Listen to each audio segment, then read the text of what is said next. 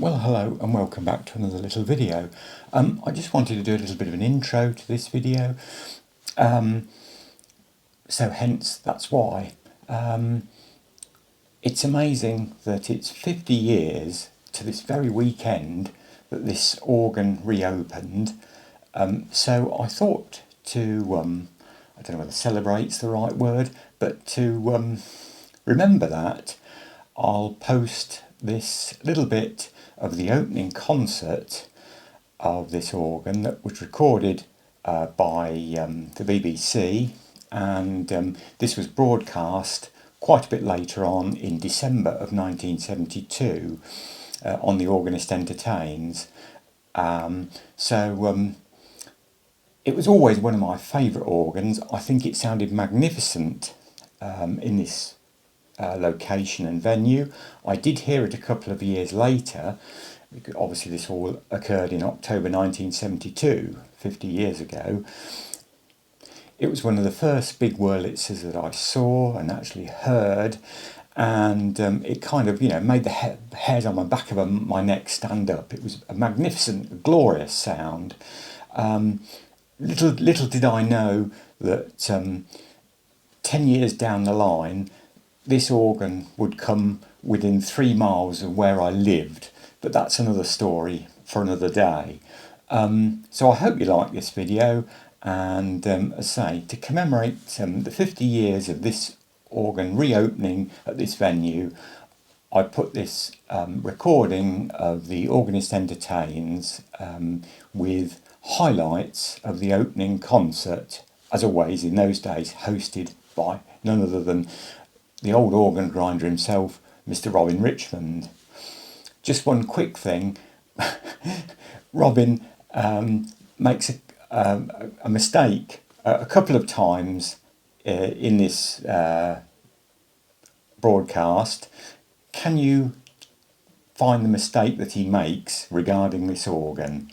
I will put it up at the end of the video if you didn't catch it or didn't, quite get it. But as I say, I think this was a magnificent organ in a magnificent venue for a transplanted organ. So I hope you enjoy this video anyway. And as always, thank you for watching.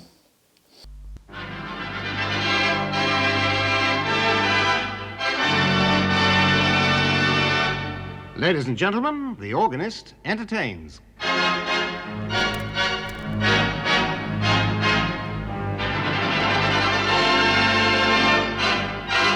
And a big hello from your old organ grinder friend, Robin Richmond.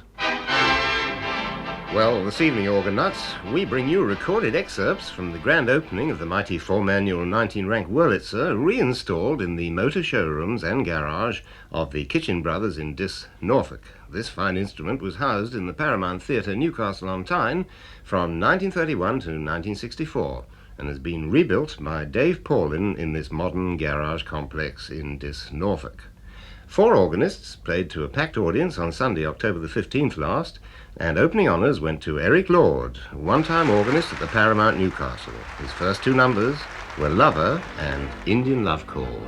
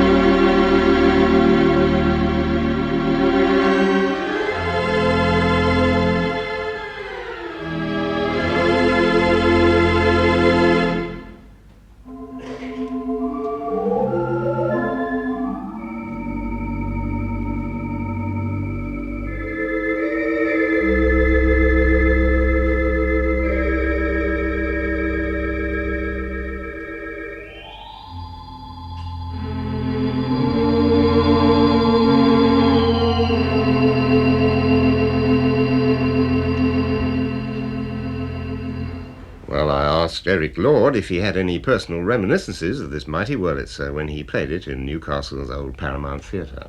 This organ has been played by many famous organists, but probably the most wonderful memory I personally have is of Fats Waller phoning me up from the late Empire Theatre in Newcastle on Tyne one morning before the war and saying, "I've got a free morning, boy." I can't speak American, unfortunately, you know, with the American accent, but it was something like this. "I've got a free morning, boy, and I and the Mills brothers would like to come over and try that lovely Wurlitzer theatre organ you've got." So naturally, I rubbed my hands with glee, and we made arrangements for them to come over the following morning. That's a lovely story. Well, then Eric continued here in the Kitchen Brothers motor showrooms in Diss, Norfolk, with Malaguena, played in fine style on this mammoth Wurlitzer, so much admired by all, including Fats Waller and the Mills brothers.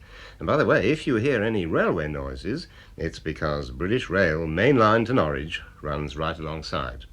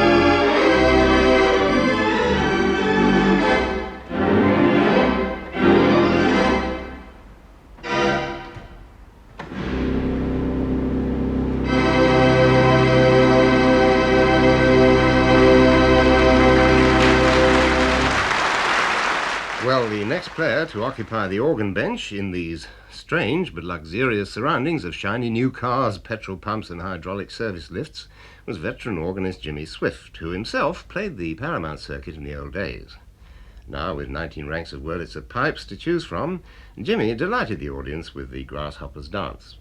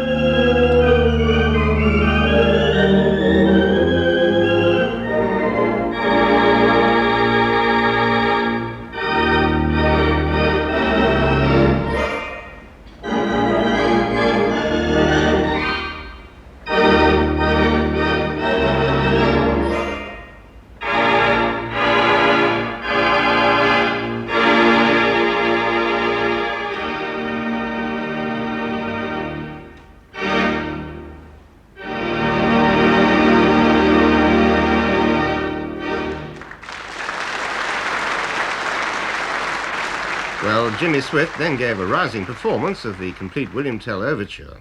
It lasted for 8 minutes, but unfortunately we only have time to hear part of it now. So here's the finale from William Tell, played by Jimmy Swift.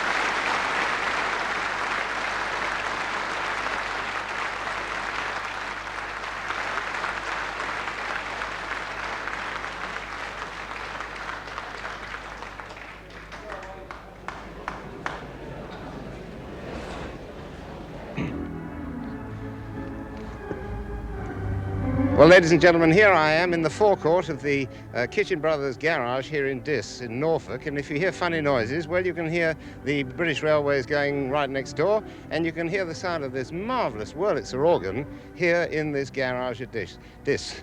Now, first of all, Mr. Kitchen, you are Mr. Revel, Revel Kitchen, yes. How did you come to get this organ? First of all, Mr. Lawrence here, he spoke to us about it, and we first come in contact with Mr. Pawlyn. Mr. Pawlyn, yes.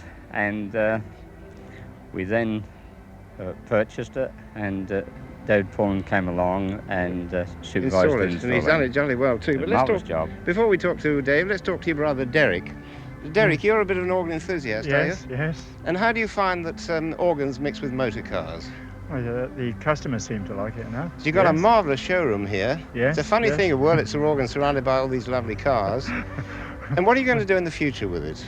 Well, we hope to hold several concerts, probably to help for charity and for ourselves, I suppose. Well, jolly good. I think it's most and I think a combination of the two, everybody in Diss will probably benefit by it. Yes, and you get the best railway train effect of all time, don't you? Yes. Here's another one coming by. This is the Express. Is that on the up or the down line? That's up to London, that one. Up to London. Yes. Dennis Lawrence, how do you come into the picture again then? Well, I used to work for Wurlitzers before the war, and when Derek and Revel said they were interested in putting an organ into their new garage that they were building, they asked me if I could find one, and I looked everywhere, and eventually my old friend wait to the diesel as it goes by. Wait for the train now. Yes, so. But Bobby Pagan rang me up and said, "Look, I hear you're looking for an organ. Did you know the Paramount's out?" Well, I used to, as a small boy, go up and help to tune this thing, and he told me where it was, Dave Pawlyn's, and so I got in touch with Dave, and that's how it all started. Oh, super. And of course, Graham Wright is your brother-in-law, isn't he, Dave? Yes, he is. Dave Pawlyn, you're the That's fellow it. who installed Well, it so wonderfully. Yes. Well, Graham and I, we bought it in 1964 from the Rank organisation when it was due for schedule to be removed through changing the theatre, modernisation and this sort of thing. And we'd always hoped to find a really good place to put the organ in. And in fact, when Dennis Lawrence came along with the suggestion of this new garage at Diss with the Kitchen Brothers, this seemed really the first-class place for the organ. Revel Kitchen, did you actually build this extension on specially for the organ? Yes, we had the organ before we had the garage. Did you really? That, didn't we? That's absolutely wonderful. So we actually designed the garage to accommodate the organ. Well, incidentally, all the organ nuts who are also railway nuts will be very pleased to hear those extraneous railway noises. It's an amazing thing to me, actually, how many organ nuts are railway nuts as well. Well, now, back inside, once again, we saw that Graham Wright was at the console. For many years, Graham was a nightclub organist in London, so it's not surprising that he chose to play A Nightingale Sang in Berkeley Square in his lush, late-night style.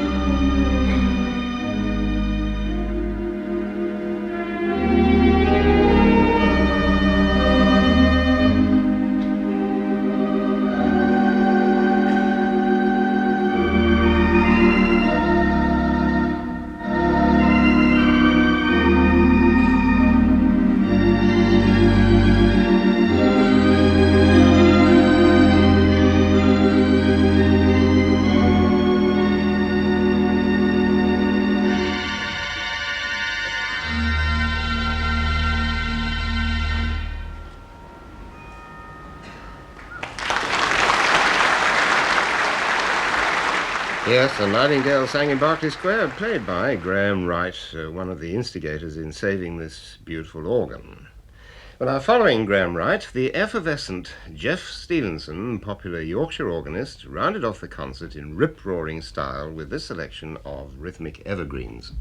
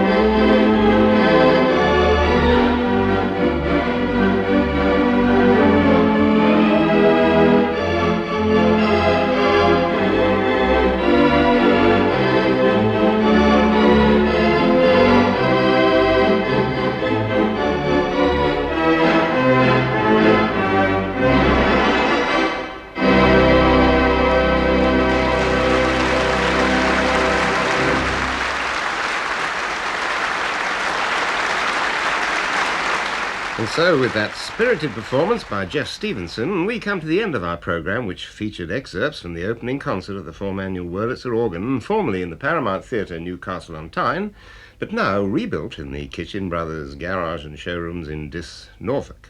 The other organists we heard were Graham Wright, Jimmy Swift and Eric Lord.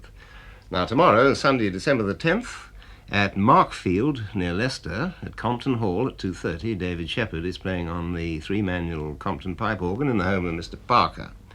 At the Sheffield City School in Stradbroke Road at 2:30, the ubiquitous Len Rawle is giving a concert tomorrow. Then at Buckingham Town Hall at 3 p.m, Ernest Broadbent. At the State Cinema in Grays, Essex at 3 p.m. tomorrow, those two delightful sisters of the organ, Miss Florence de Young and Miss Ina Barger, are playing. And then at Malvern, the Arthur Russell Organ Studios at 3 p.m, Michael Donald is giving a concert. And next Friday, December the 15th, that's next Friday, at the Stopsley Baptist Church in Luton at 7:45 p.m, George Blackmore and his wife Joyce Hampton are giving a programme of organ music and songs in lighter vein. Well, now, that's about the lot from me, your old organ grinder, Robin Richmond. And so I'll say bye-bye until we meet again the same time next week. But as we have a little time in hand, let's go back once again to the Kitchen Brothers showrooms in Diss, Norfolk, and let Jeff Stevenson play us out. So from me, your old organ grinder, bye-bye now.